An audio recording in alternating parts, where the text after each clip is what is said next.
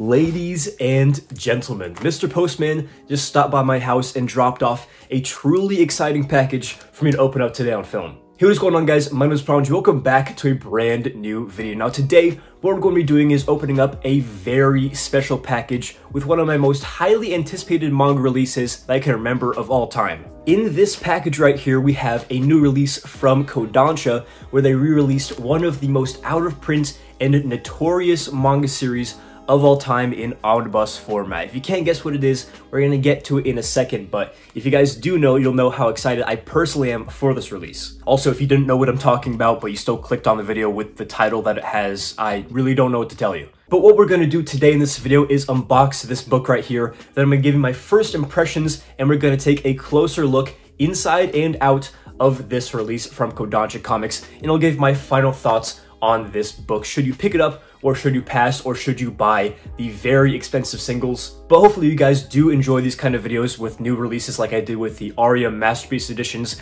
Hopefully that video kind of helped you out, and hopefully this one does as well. If you guys do enjoy this video, make sure to leave a like and subscribe for more manga videos just like this. And if you want to pick up this brand new release for yourself, make sure to go in the description below and check out my Right Stuf affiliate link. You get manga for amazing prices. You also support the channel. But with all that being said, without any further ado, I say we get right into the video.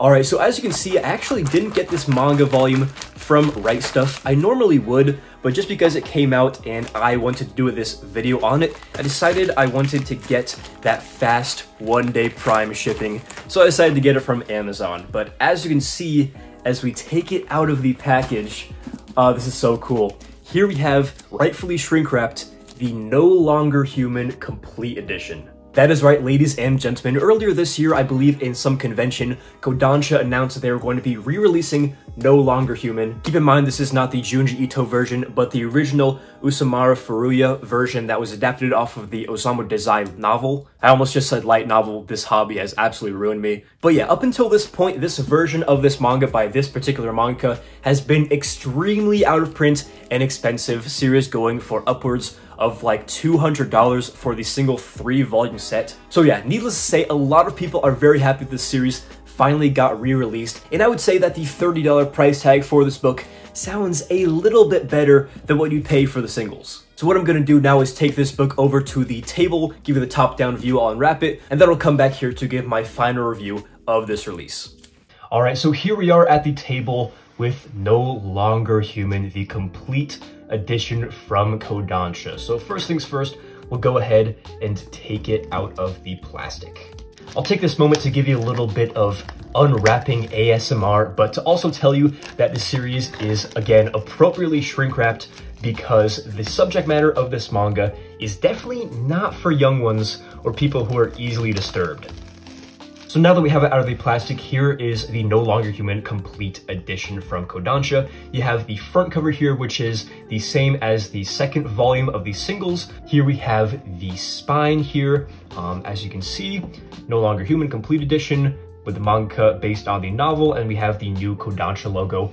I just want to ask you guys, what do you think of this Kodansha logo compared to the KC one? Personally, I don't really like the minimalism aspect that a lot of companies are taking with Viz 2. I just prefer the old one, but hey, that's just me. And then on the back here, we have some very nice artwork. As you can see, some gruesome imagery, some reviews, and the very appropriate 18 plus thing on the back as well. Here you can see $30 US retail and 40 Canadian. So first impression so far, I can say that this feels like a pretty solid book. It is a little bit flimsy, maybe for my liking, but for a somewhat cheap omnibus, you know, you can't really complain. The only other Kodansha omnibus that I have is the Apollo Song Osamu Tezuka one. This one actually has kind of like a matte feeling all around the book, which I really like, but that is actually absent from this one, which is kind of a bummer. You know, I'm not, a stickler for how the actual book feels as long as it feels passable, but, just kind of a basic feel for this volume. Next, we'll go ahead and go inside. As we see here, greeted with a color page. This is the first cover of the singles. Then we have, oh, this is actually pretty cool, a full color spread. This is the image that is the third single of this series is based off of. That is definitely very cool, as well as some more colored artwork right there and the cover page. Hopefully I'm not spoiling too much by going through these pages, but the page quality does seem to be pretty decent. It's not anything remarkable. If anything, it's probably a little bit thinner than, you know, a typical Viz Media or even Kodansha volume, which isn't known to have the best paper quality anyway.